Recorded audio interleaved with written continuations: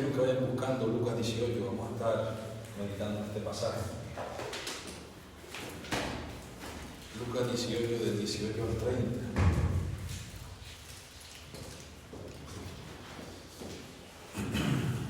Lucas 18, del 18 al 30.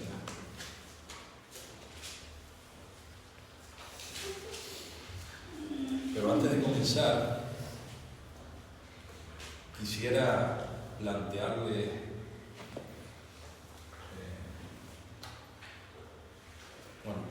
una pregunta, a ver qué pensarían ustedes si yo o otra persona, ¿no?, se encontrara un día dando un paseo por un campo, ¿no?, un paseíto, un día soleado, bonito, y de repente, sin esperarlo, sin buscarlo, pues se hallara un tesoro precioso, incalculable, incomparable.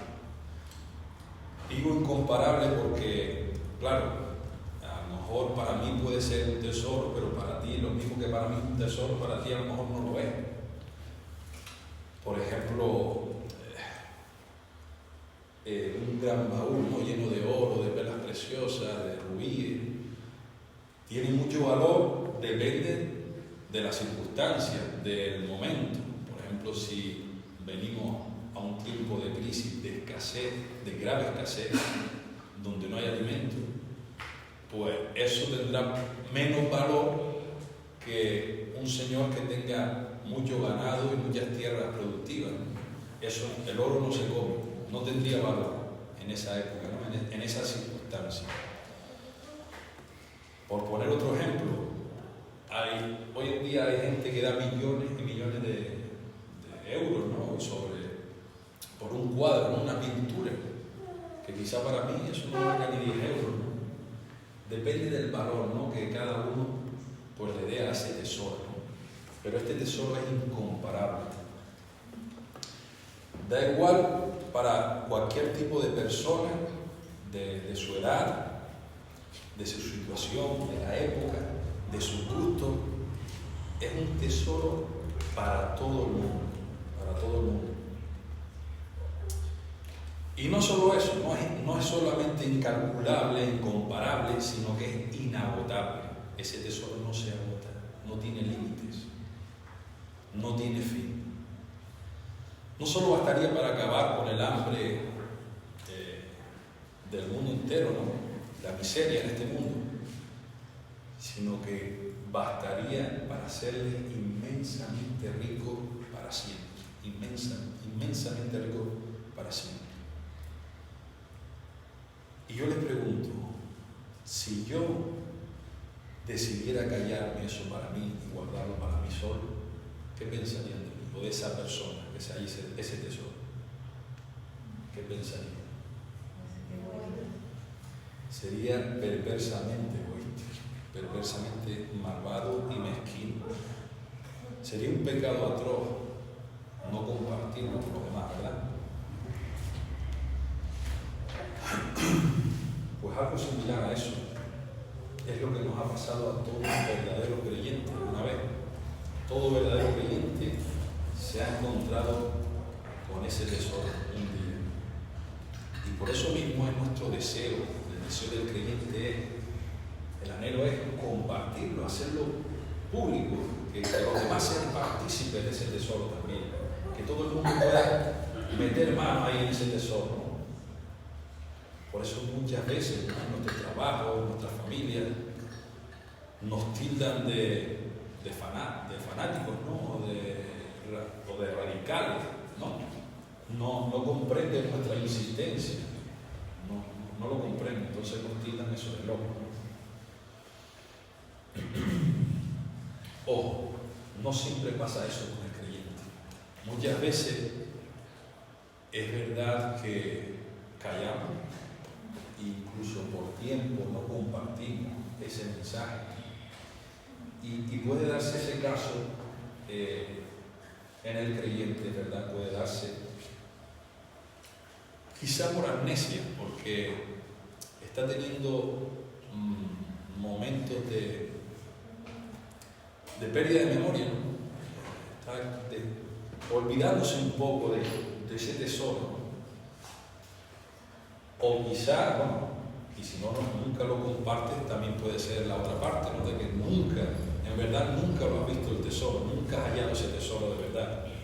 Simplemente quizás has tenido una ilusión, un espejismo, ¿no? Te han hablado de él, pero no lo has alcanzado. Puede pasar esos dos problemas también. El problema que muchas veces nosotros, queriendo compartir ese tesoro con los demás, estamos dando mal las coordenadas del lugar donde se puede hallar ese tesoro. Muchas veces damos mal esas coordenadas. Muchas veces las distorsionamos, las cambiamos, las diluimos. Diluimos el único medio por el cual las personas pueden hallar ese gran tesoro. ¿Y cuál es ese medio? El mensaje del Evangelio. El mensaje del Evangelio. Verdad es que para uno siempre será necedad, locura, pero para otro, poder de Dios para salvación. Poder de Dios para salvación. Solo hay un Evangelio, hermano. Solo hay uno. Como dice Pablo a los Gálatas, no cree algún otro. Solo hay uno, pero sí es verdad que hay muchas falsificaciones baratas. Muchas falsificaciones baratas. Es mi deseo hoy que podamos aprender un poco mejor, ¿no? Por medio de esta historia, de este encuentro con Jesús, los puntos que debemos tener en mente, ¿no? A la hora de predicar el mensaje de los demás, ¿no? El mensaje del Evangelio. Siempre me acuerdo de una cosa que nos compartió el pastor Jairo, ¿no? Decía, ustedes saben cómo los banqueros en Canadá reconocen los billetes falsos. Ustedes saben que constantemente están haciendo billetes falsos. Entonces, cada vez que sale un billete falso, tienes que analizarlo. Vas a ir. Es muy difícil, ¿no? Detectar los billetes falsos, ¿no? Cada vez va perfeccionando la manera, ¿no? De hacerlo. Entonces los entrenan pues conociendo bien los billetes verdaderos, familiarizándose con ellos, investigándolos bien, ¿no? Para así ya nada más que le entre un billete falso ya lo descartan, ya lo conocen muy bien el verdadero para que sean engañados. De esta misma manera vamos a indagar un poco sobre el Evangelio, ¿no? Hoy, con la ayuda del Espíritu Santo, en dependencia de Él, vamos a ver cómo Jesús comparte de una manera fiel, ¿no? esas coordenadas para poder llegar a ese tesoro, que no es otra cosa sino Él. Jesús es ese tesoro.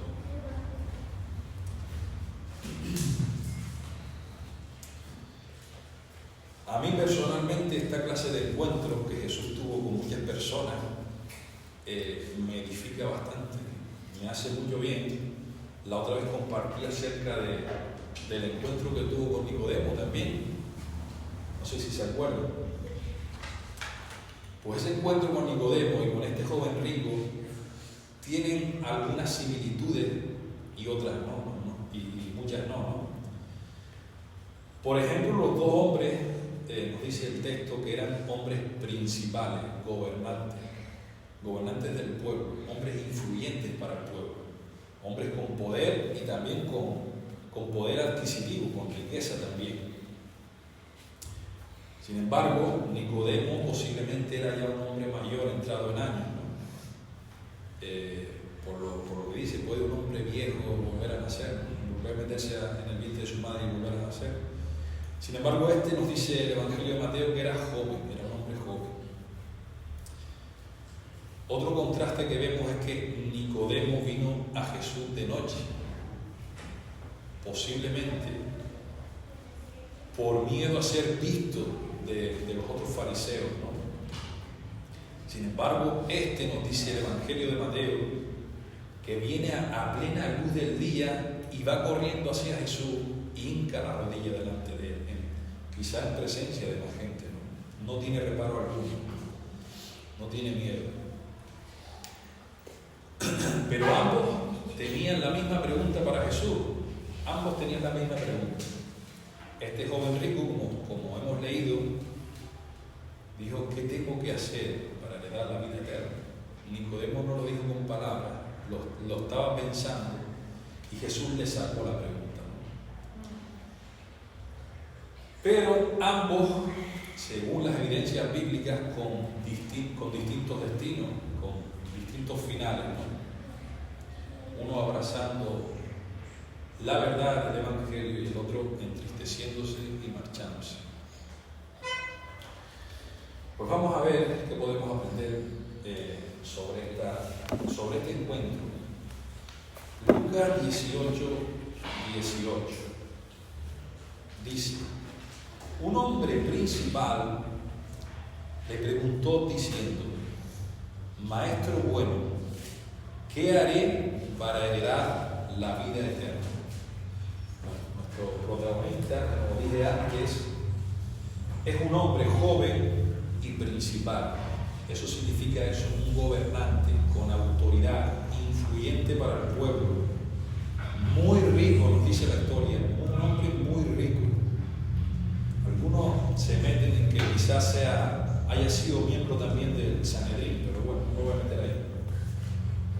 Pero un hombre que tenía juventud, posiblemente buena salud, poder y riqueza, mucha riqueza. A los ojos humanos lo tenía todo este hombre. Le había ido muy bien en la vida. Pero bueno, para el creyente sabe que si tienes todo y no tienes a Cristo, no tienes nada. Teniendo a Cristo y no teniendo más nada, lo tienes todo, todo. Y le dice este hombre: Maestro bueno, ¿qué haré para heredar la vida eterna? Otra traducción dice: ¿qué bien haré yo para heredar la vida eterna? ¿Qué tengo que hacer yo para heredar la vida eterna? Hermanos, esta es la pregunta más importante y sabia que una persona puede hacerse en esta vida. Si hay algo seguro en la vida, es que todos algún día vamos a morir. Todos, desde el más pequeño hasta el más grande. Pero la mayoría de personas hoy viven ignorando ese día. A mí desde muy pequeñito me acuerdo una cosa que me dijo mi padre. Dice: mírate la mano. Me la miré. Dice: ¿ves una M? Una M. Dice: eso es muerte. Y por lo visto en el pie hay una S. Muerte segura. Todos vamos a morir. Lo del pie no lo tengo claro, pero no me lo he llegado a ver. La mano sí. Entonces, eso, si hay algo seguro es que todos vamos a morir algún día. Y las personas no son capaces de pararse y meditar en la vida. ¿Qué es la vida? ¿De qué se trata la vida? ¿Cuál es el propósito de la vida? Muchas personas no se paran a meditar en esas preguntas, ¿no? Viven el día a día.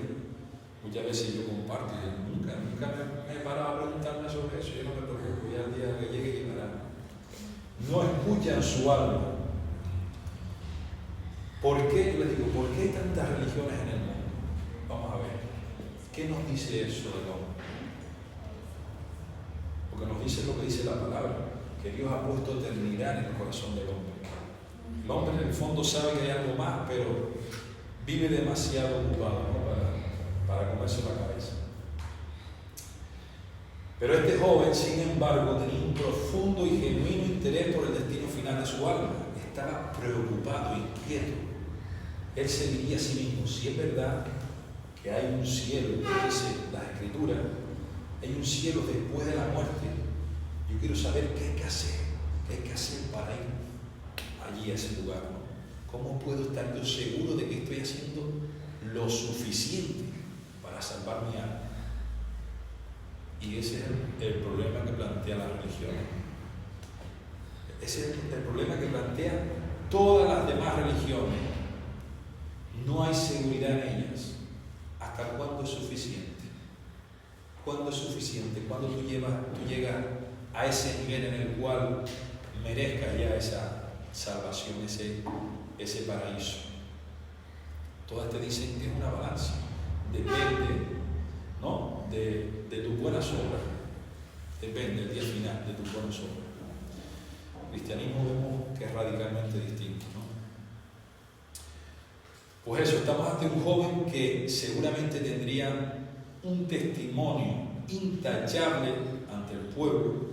Su vida era visiblemente pura para el pueblo, puesto que no tiene ningún reparo en ir a Jesús delante de todos y afirmar que había cumplido los mandamientos desde su juventud. Tremendo. Los ojos del pueblo, este hombre gozaba del favor de Dios, puesto que tenía eso, riqueza, poder, influencia, le había ido muy bien en la vida. Y todo eso a los ojos de los judíos era un síntoma de estar bien con Dios, gozando de ese favor de Dios. Como vemos en el libro de Job, ¿no? Si le fue, como decían sus amigos, si te ha ido mal es porque algo habrás hecho mal, ¿no? O aquellos discípulos de Jesús que le dijeron a aquel que había nacido ciego, ¿quién pecó, este o sus padres, para que él naciera ciego? No, esto no es así como nosotros pensamos. Incluso muchas veces es totalmente lo contrario. Lo vemos en los apóstoles y los profetas, ¿no?, que no les fue tan bien y gozaban del favor de Dios. Vamos a preguntarnos cada uno de nosotros, si nos llegara esta oportunidad, que un hombre de este tipo, ¿no?, un hombre importante, de los que vemos hoy por la tele, llegara a nosotros y nos dijera, oye, Gaby, ¿qué tengo que hacer yo para heredar ese paraíso que tú hablas, ese reino de los cielos? ¿Qué tengo que hacer yo para salvar mi alma? ¿Qué le contestaríamos a este hombre?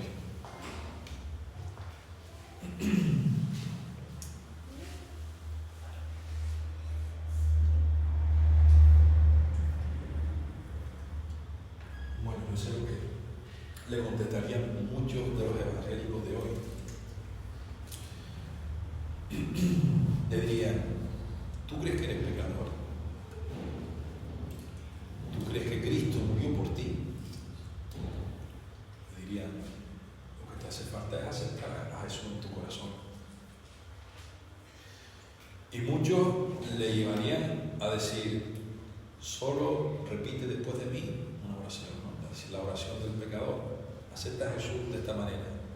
Señor, yo te acepto en mi corazón, etcétera, etcétera. Ese es el fin que buscan muchos de los evangélicos de hoy, ¿no? Que la persona toma una decisión por Cristo. Pero sin embargo, con el pasar del tiempo vemos que esas personas, la mayoría de esas personas viven exactamente igual. No hay evidencia de la gracia de Dios obrando en ellos. Ha sido algo hecho de boca, no de corazón.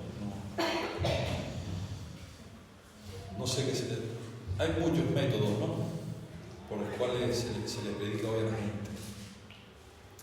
Pero por ejemplo, estos que yo les he compartido, si vamos a la palabra, ¿dónde vemos esa base en la palabra? ¿Dónde vemos los apóstoles usando ese tipo de argumentos para predicar el Evangelio? ¿Dónde queda la sola escritura?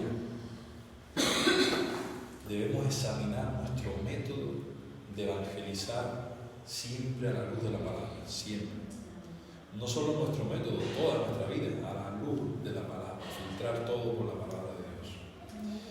Porque no hay cosa más cruel que hacerle creer a alguien que ha sido salvo, oye, si has hecho la oración de fe, estate seguro que eres salvo.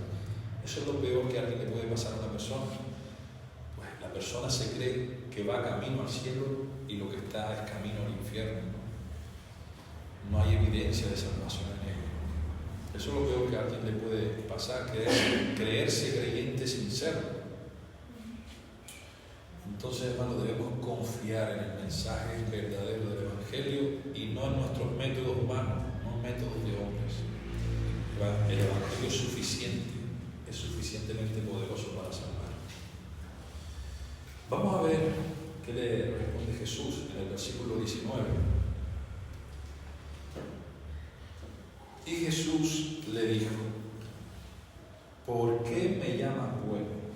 ¿Por qué me llamas bueno? Ninguno hay bueno, sino solo Dios. ¿Por qué me llamas bueno? Solo Dios es bueno. ¿Qué está haciendo aquí Jesús? ¿Por qué le rechazó Jesús este cumplido?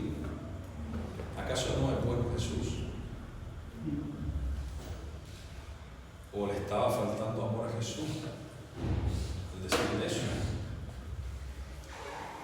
No. El problema es que, primeramente, que este joven reconoció a Jesús como un simple maestro bueno, como le pasó a Nicodemo. Maestro, sabemos que has venido de Dios como maestro, ¿no? Lo estaba reconociendo como un maestro bueno. Estaba ignorando, por supuesto, que estaba ante el Dios bueno. Y Jesús aprovecha este saludo halagador para decirle con pocas palabras a este joven: joven, no hay ni uno bueno, como dice Romanos 13:12 que leímos al principio. Tú te crees ser bueno porque según tú guardas la ley, estás guardando los mandamientos, pero solamente Dios es el que es realmente bueno. Solo Dios es bueno. Y si solo Dios es bueno, tenemos un problema, como dice Paul Wasser, ¿no? Ese es nuestro problema. Dios es bueno, pero nosotros no lo somos. Pero los hombres, es que en verdad nos creemos buenos. Todos los hombres se creen buenos. Solo que a veces pues hacemos cositas malas, ¿no? Eso es lo que piensan los hombres. Pero eso no es lo que enseña la Biblia, ni la historia, ni el día a día. Los hombres son malos y por la gracia común de Dios a veces hacemos cosas buenas. ¿Por qué? Porque aún quedan resquicios, ¿no? Resquicios de la imagen de Dios, esa imagen que puso en el hombre. Pero lo vemos claramente en las Escrituras, como incluso Jesús dice: si vosotros siendo malos sabéis dar buenas dádivas a vuestros hijos, ¿no? Ya nos dice claramente que somos malos. Entonces Jesús lo que está es reprendiendo a este joven por su inclinación también a alabar la bondad de los hombres. ¿Por qué me llaman bueno? Y le hace que vea el atributo de la infinita santidad y bondad de Dios. Mira hacia Dios. Él es bueno, no los hombres. Entonces vemos que Jesús no estaba siendo duro con él, estaba siendo amoroso, estaba diciendo la verdad. Dice un comentarista, me gustó lo que dice al respecto, dice: Jesús amaba a este joven. Cuando el joven se marchó, al ver que no podía salvar su alma y su dinero al mismo tiempo, en el corazón de Jesús se debió sentir un punzante dolor. Vemos que Jesús lloró también al ver que Jerusalén rechazaba su ofrecimiento de misericordia. En Lucas 19:41. Pues un sentimiento similar debió sentir por este joven también. Pero el interés por el alma del joven no fue el motivo supremo que motivó a Jesús a testificarle, a anunciarle el Evangelio, sino que fue el amor profundo a Dios su Padre. Su motivación era glorificar a su Padre en todo tiempo, haciendo su voluntad. Entonces, para nosotros es esencial sentir amor por los perdidos, por los pecadores, claro que sí, pero es aún más esencial sentir profundidad hacia el amor de Dios. Así, pues a la hora de predicar el Evangelio no caeremos en la tentación de querer diluir el mensaje, haciéndolo más atractivo a las personas, para no ofenderlos. No voy a hacer que se ofendan, ¿no? Como alguien dijo, Si el Evangelio ofende, deja que ofenda. El Evangelio o te ofende o te quebranta y te salva.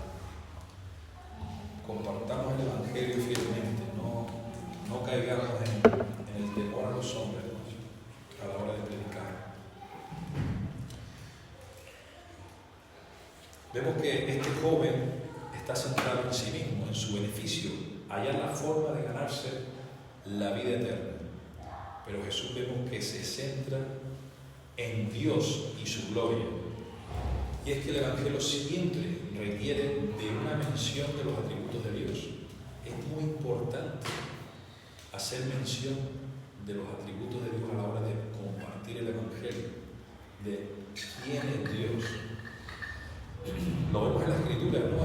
En Romanos 1, Pablo también, en Hechos 17 también. Pablo dedica una buena parte del discurso a hablar sobre el ser de Dios. ¿Quién es Dios? El Creador, el Eterno, sustentador de todas las cosas, autosuficiente, como vimos el otro día, justo, etc. Ese es Dios. Por el contrario, vemos que muchos hoy centran su mensaje en el hombre. Y eso puede verse claramente en muchas de las canciones que hoy en día se están haciendo, en las letras, ¿no? Se centran en el hombre, yo soy la niña de tus ojos, yo soy, etc. No, cuanto más lejos esté de nosotros, todo mejor. Cuanto las canciones más gloria le den a Dios, mejor, no al hombre. El Evangelio debe comenzar en Dios y su gloria. Los hombres deben saber a quién han ofendido, a quién es el que han ofendido. Entonces no vemos falta de amor aquí en Jesús, sino al contrario, amor al perdido y sobre todo amor a Dios. Versículo 20, la respuesta de Jesús a la pregunta: ¿qué haré para heredar la vida eterna? Le dice: los mandamientos sabes. No adulterarás, no matarás, no hurtarás, no dirás falso testimonio, honra a tu padre y a tu madre. Los mandamientos sabes.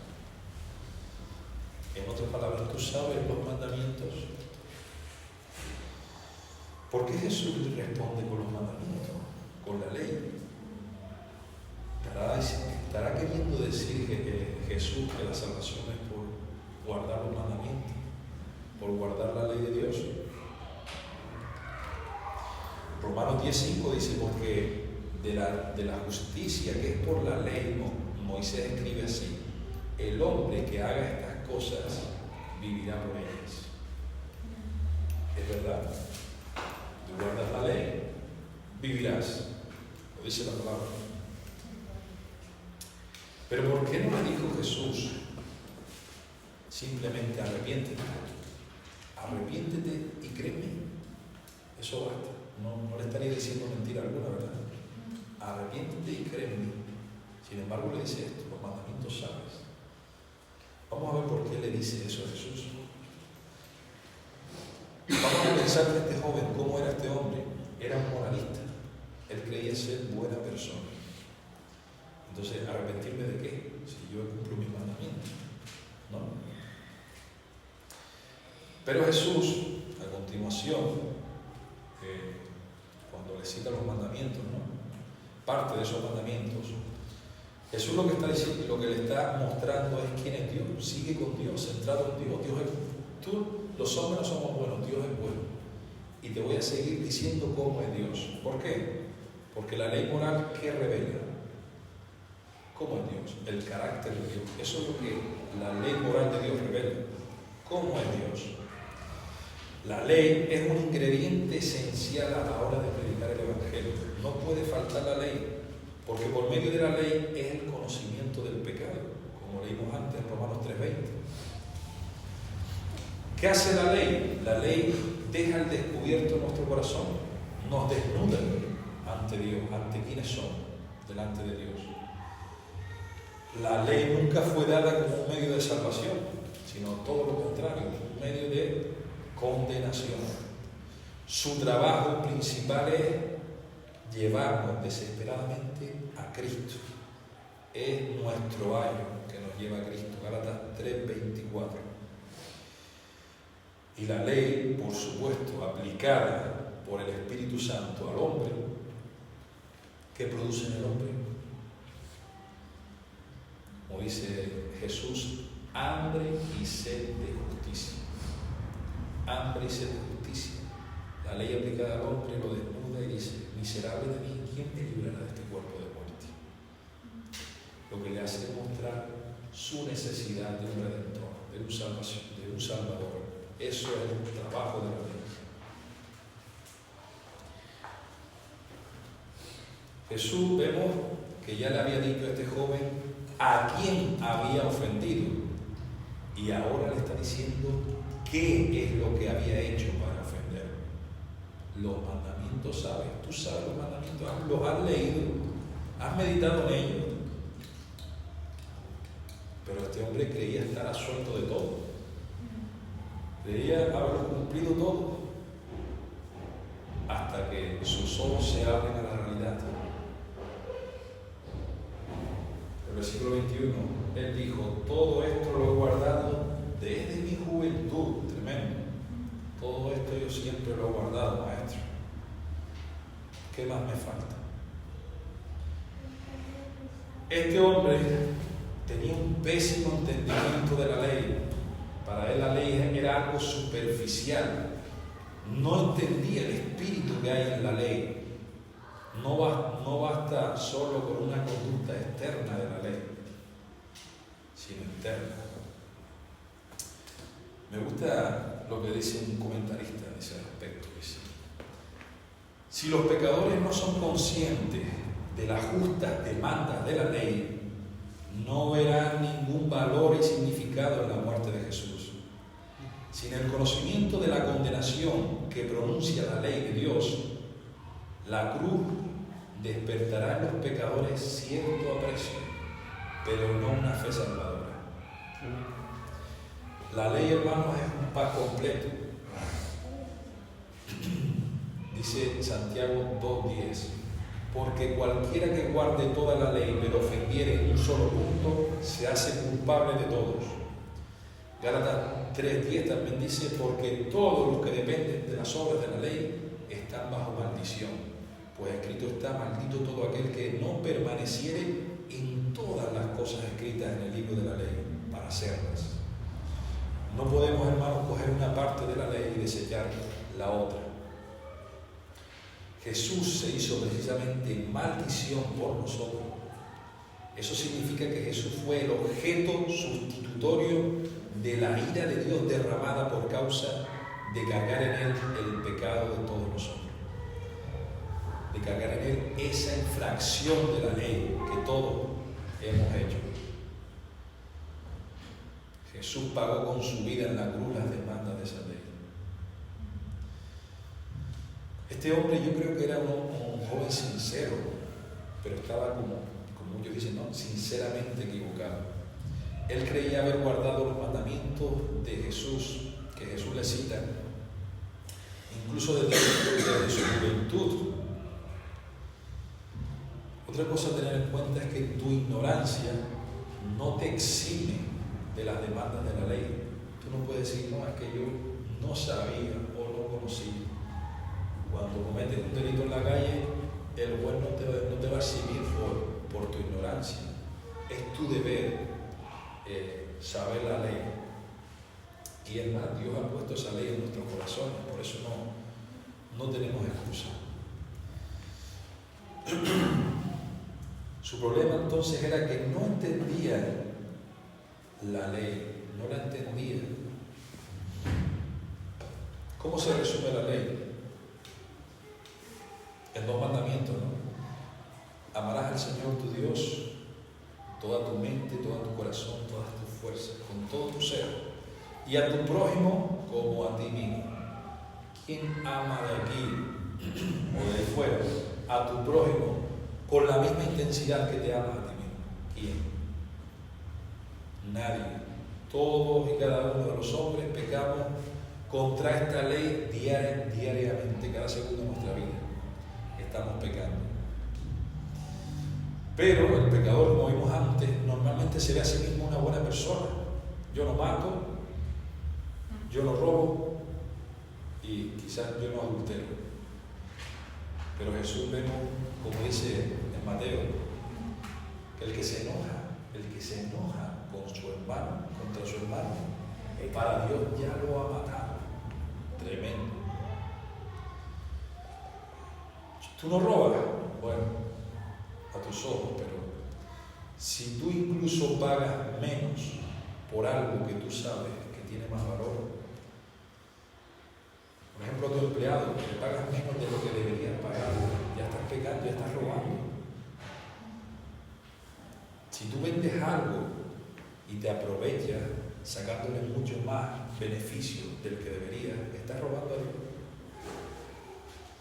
Etcétera. Robamos muchas veces sin darnos cuenta. O alguno dice, yo no adultero, pero Jesús dice, cualquiera que mira a una mujer y ya solo la codicia, ya está adulterando delante de Dios. Jesús, hermano, no vino a llamar a justos. ¿Saben por qué? Porque no hay ni uno justo, sino a pecadores al arrepentimiento. Eso es a lo que vino Jesús. El problema es ese, que los hombres se creen justos, pero eso sí, ven la injusticia, la ven rápido en el otro. Somos muy rápidos en señalar y tardos para amar y mirarnos a nosotros. Los hombres ignoran la justicia de Dios y procuran establecer su propia justicia, bajando el estándar de Dios. Ahora a lo bueno llaman malo y a lo malo bueno, ¿no? Como vemos hoy en día en las leyes. Entonces no basta, hermanos, con generalizar diciendo, no, es que todos somos pecadores, nadie es perfecto. ¿Jesús qué hizo? Jesús estaba escarbando en el corazón de este joven hasta que la ley hizo su trabajo. Como vemos en un salmo, dice, la ley de Dios es perfecta, que convierte el alma, usada por el Espíritu Santo, aplicada por el Espíritu Santo, convence al hombre de pecado. Jesús lo que hace es poner su dedo en el pecado que este hombre más acariciaba.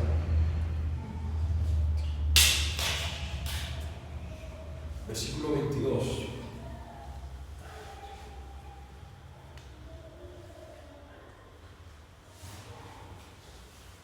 Dice, Jesús oyendo esto, eso de que todo lo guardado de mi juventud, Jesús oyendo esto, dice el Evangelio de Marcos, le amó. Aquí no lo pone, pero el Evangelio de Marcos dice, le amó. Y le dijo, aún te falta una cosa, vende todo lo que tienes y dalo a los pobres y tendrás tesoro en el cielo, y ven y sígueme. Aún te falta una cosa, vende todo lo que tienes, dalo a los pobres y ven y sígueme. Oye, es curioso porque Jesús le dice, aún te falta una cosa. Le está diciendo varias cosas. Le está diciendo que vaya, venda lo que tenga y que lo dé a los pobres y que venga y me siga. Son varias cosas, ¿no? Pero no. La cosa que le está diciendo Jesús es, ven y sigue. Eso es lo que te falta. Venir y seguir. A mí me sorprende porque Jesús no reacciona airado o no sé cómo sabemos reaccionar nosotros, ¿no? Indignado, sino que le amó. Aún sabiendo Jesús que no había guardado ninguno de sus mandamientos, Jesús le ama. Jesús le ama y sigue la conversación con él. Jesús no le dijo, eres un mentiroso, estás ciego, tú no los has guardado, sino que aplica un mandamiento de una forma sutil, de una forma que solo Él podía hacer. No codiciarás, está diciendo. No codiciarás. Eso sí que le dolió. Por primera vez la ley penetró en su corazón, haciendo visible su codicia.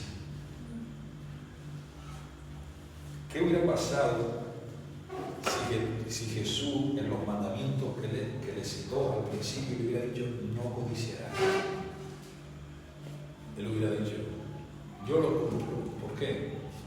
Si me sobra, yo soy muy rico, ¿sabes qué voy a codiciar yo? La riqueza de otro. Ya tengo bastante. No le hubiera afectado en nada, ¿no? Pero este joven amaba sus riquezas y así, de esa manera, mostró que estaba quebrantando el más grande de todos los mandamientos: amar a Dios sobre todas las cosas. Jesús no es que nos pida vender todo, ¿no?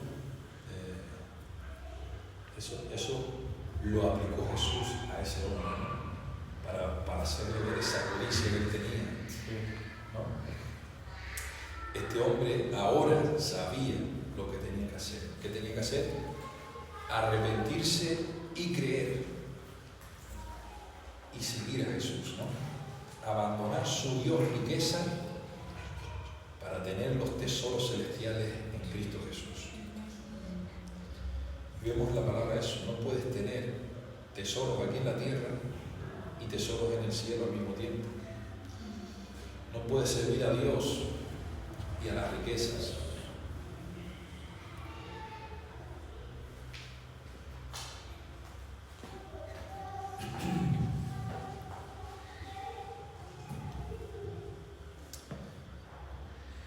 Vemos como Pablo, en la carta a los Filipenses, cuando Dios lo salva, pone en su lugar todas las cosas. ¿Cómo tenía Pablo todas las cosas? Como basura. Cuando haya ese tesoro, todo lo demás, a la luz de ese tesoro, se ve como basura, como estiércol. No hay comparación, no se puede comparar ese tesoro con nada de este mundo.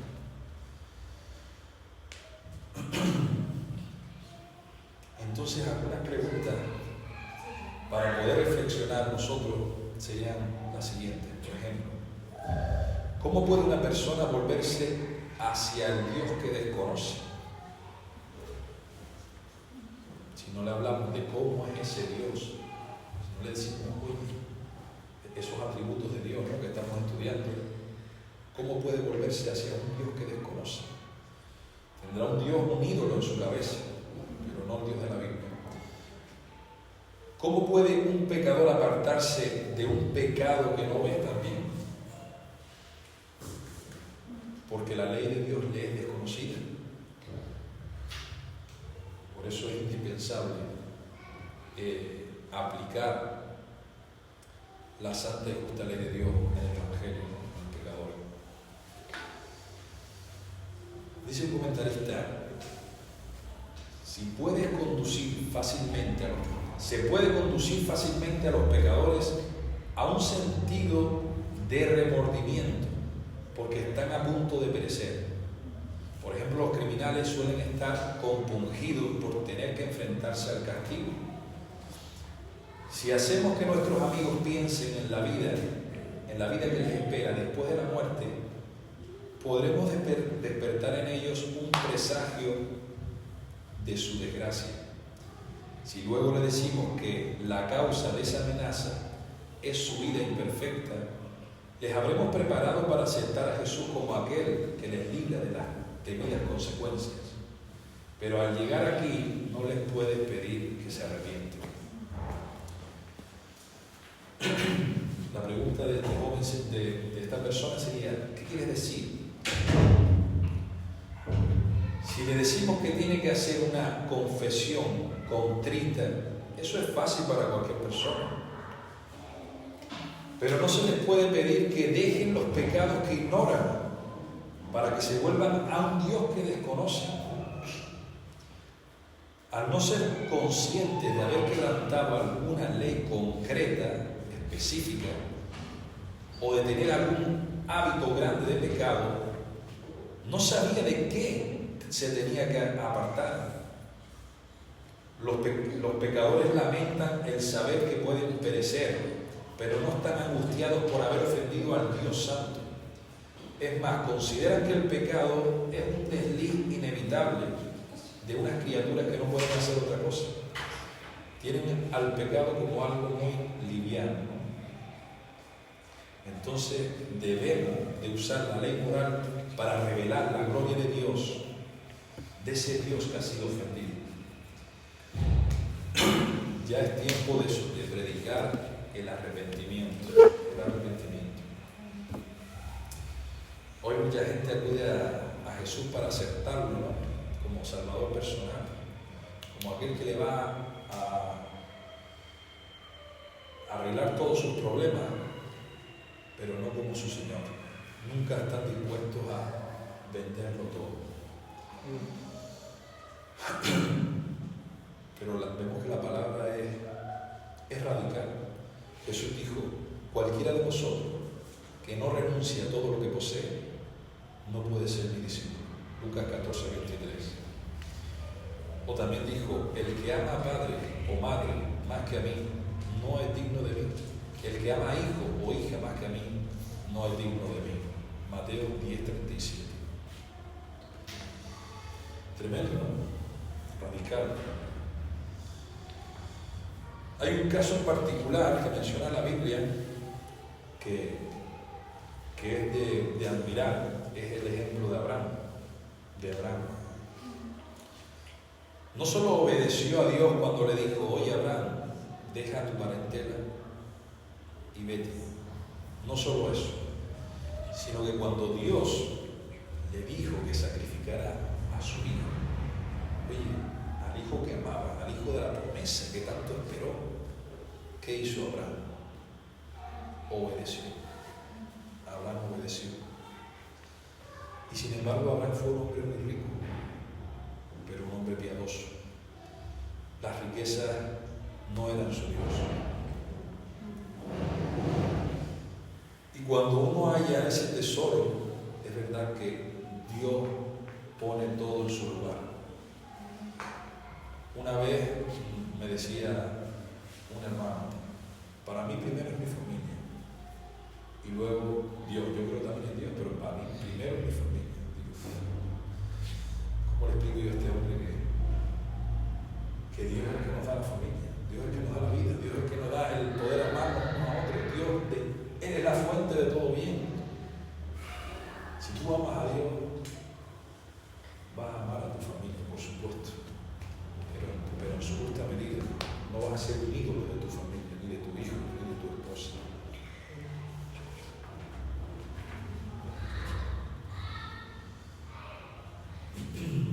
En el texto paralelo de Marcos añade una cosa muy interesante Jesús. Le dijo, aparte de ven y sígueme tomando tu cruz. Ven y sígueme tomando tu cruz. Es lo mismo que le dijo Jesús, ¿no? En Mateo 16:24, lo mismo que vemos ahí, dice: si alguno quiere venir en pos de mí, niéguese a sí mismo, tome su cruz y sígame. De otra manera, también lo dijo: porque todo el que quiera salvar su vida, la perderá. Y todo el que pierda su vida por causa de mí y del Evangelio, la hallará, la encontrará. ¿Qué significa tomar tu cruz? Pues lo que significa tomar tu cruz, como tomar tu silla eléctrica. La cruz, eso era un medio de torturar hasta la muerte. Era una manera de matar muy cruel. Lo que está diciendo Jesús con estas palabras es que crucifiques tu vida. Crucifiques tu vida, olvídate de ti mismo. Pierde tu vida y sígueme. ¿Y qué pasará? Que hallarás la verdadera vida, ¿no? Esa vida de la cual Jesús dijo que vino a darnos vida en abundancia. Vida en abundancia. Mas sin embargo, leemos en el versículo 23, perdón que se me pasó la...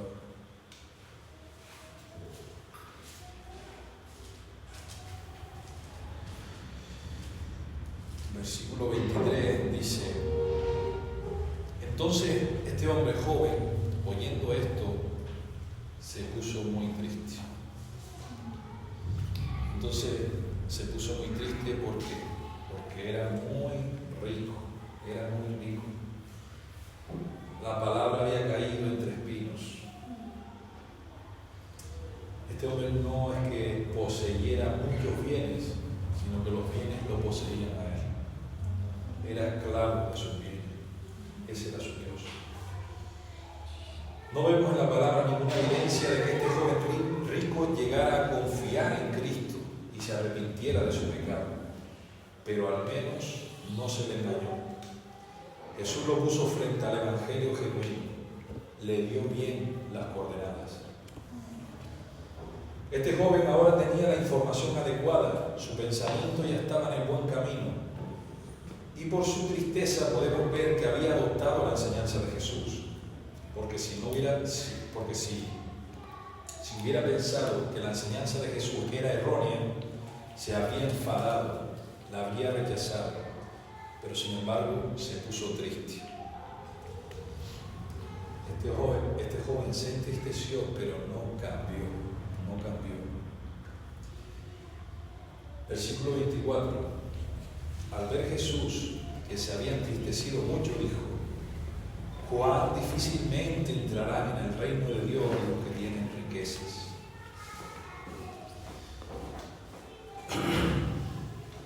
El dinero no es el problema. Como vemos en la Biblia, hubieron muchos hombres piadosos que fueron muy ricos: Abraham, Jacob, Job, David, etc. El problema estaba en el amor al dinero, que, como dice la palabra, es la raíz de todos los males.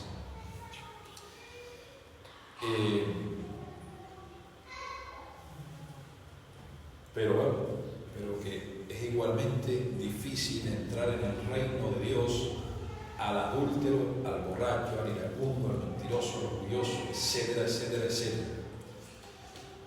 Como dice el versículo 25, dice: porque es más fácil pasar un camello por el ojo de una aguja que entrar un rico en el reino de Dios. Jesús está haciendo aquí una exageración, una hipérbole que se dice. Es imposible que un camello pase por el ojo de una aguja. Eso era un dicho que se usaba en aquel entonces, como decir hoy en día: hasta que las ranas críen pelo. No, algo imposible. Pues algo así.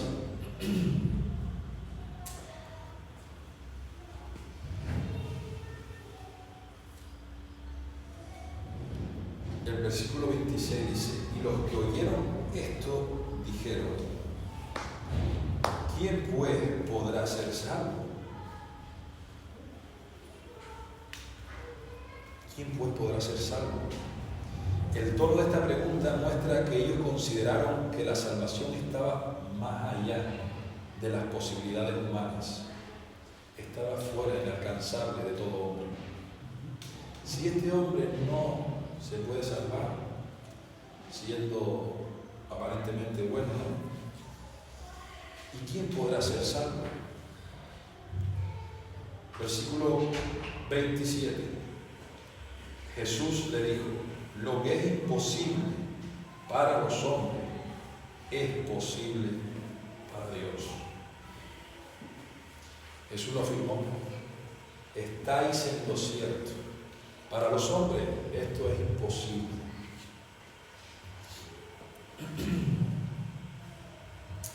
Este joven rico recibió la orden de arrepentirse, pero no tenía la capacidad original de hacerlo. Esto lo entendió bien Agustín de Hipona. Me gusta lo que este hombre escribió. Dijo: Señor, dame lo que me pides y pídeme lo que quieras. Señor, dame lo que me pides y pídeme lo que quieras. como en la palabra, ¿no? En Jeremías, por ejemplo, dice: ¿mudará el etíope su piel o el leopardo sus manchas? Así también podréis vosotros hacer bien estando habituados a hacer mal. Efesios 2:1, como estamos estudiando.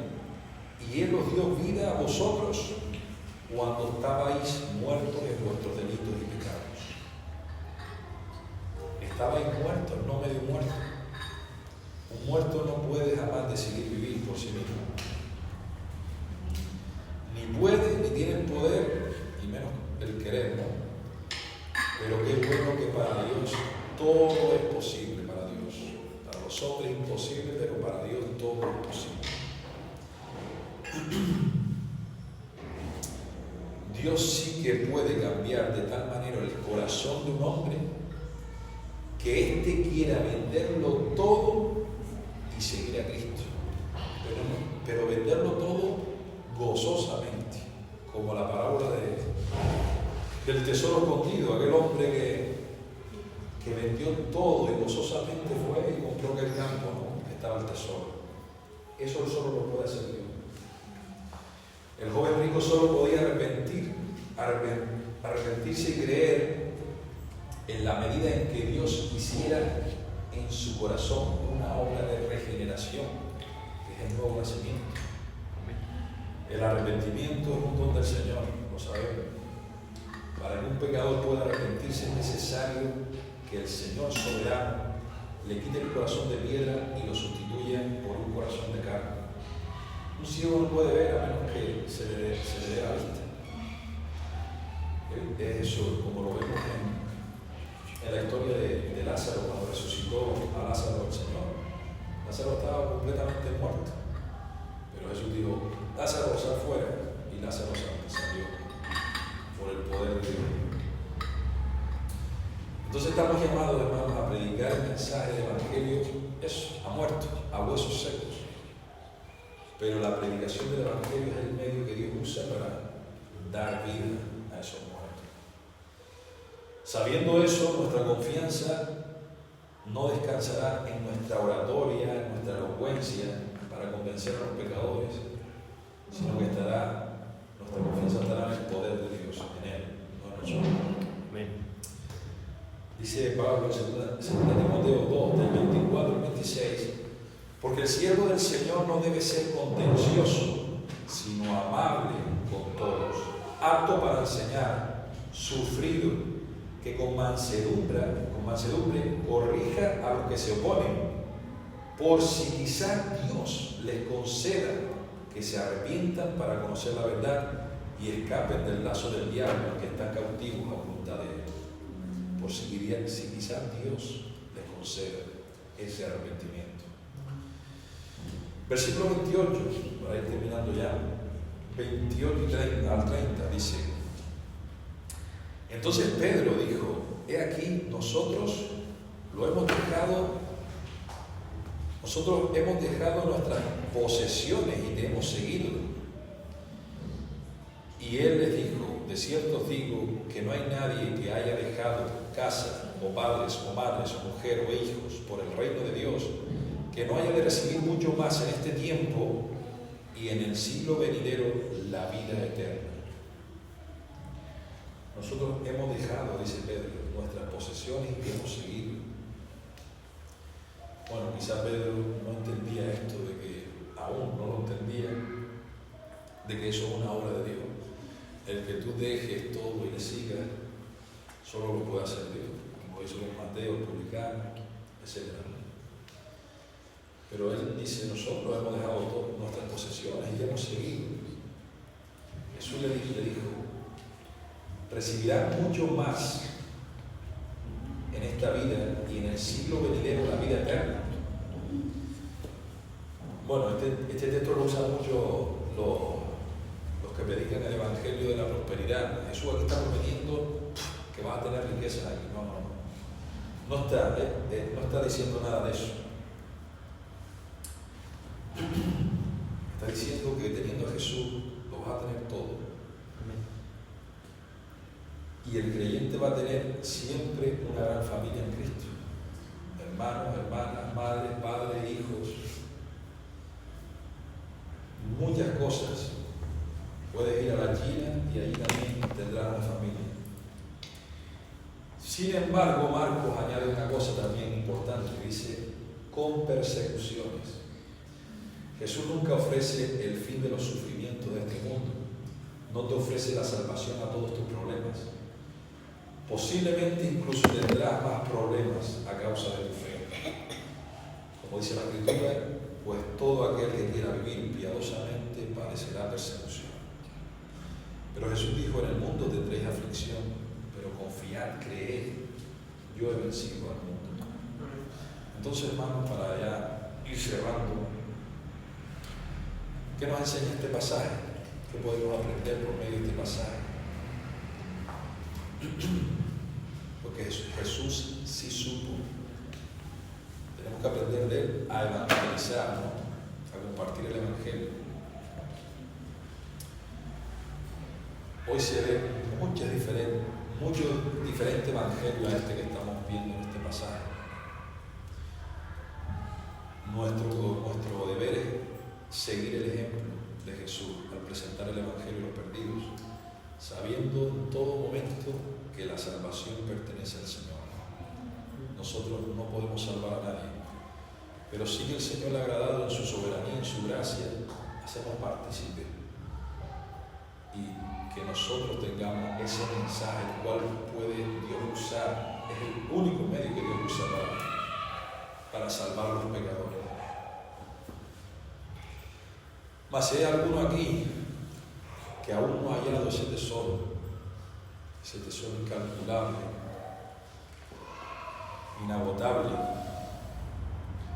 pues yo te diría que no pretendas hacer con tu fuerza lo que solo Dios puede hacer. No intentes ganar aquello que no puedes ganar. Más bien pídele al Señor en oración que te conceda el arrepentimiento y la fe en su Hijo Jesús y recibe la salvación como un regalo y no como un mérito. Creo que dentro de la providencia del Señor, que fue el que inspiró su palabra, esta historia está reflejada en 3 de los 4 evangelios, y justo antes de esta historia, en los 3 evangelios citan la misma historia. Se la voy a leer, creo que está es muy interesante. Dice: traían a él los niños para que los tocase, a Jesús, lo cual viendo los discípulos le reprendieron. Mas Jesús, llamándolos, dijo: dejad a los niños venir a mí y no se lo impidáis, porque de los tales es el reino de Dios. De cierto os digo que el que no recibe el reino de Dios como un niño, no entrará en él. La salvación de tu alma no te la puedes ganar, ni la puedes merecer, pero solo la puedes recibir por gracia. Sí, porque por gracia sois salvos por medio de la fe, y esto no de vosotros, pues es don de Dios, no por obras para que nadie se gloríe. Aprendamos de los niños, hagámonos como niños. Si no, Jesús dijo: el que no se hace como niño no entrará en el reino de Dios. La salvación es un regalo que Dios ofrece al pecador y se recibe por gracia.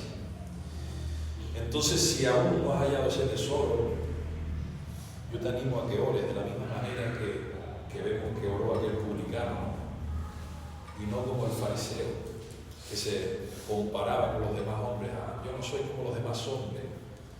No, como aquel publicano que dice que aún no quería ni mirar al cielo, sino que decía: Señor, sé propicio a mi pecador. Que el Señor nos ayude, hermano, a ser fieles al mensaje del Evangelio a la hora de predicar. Amén.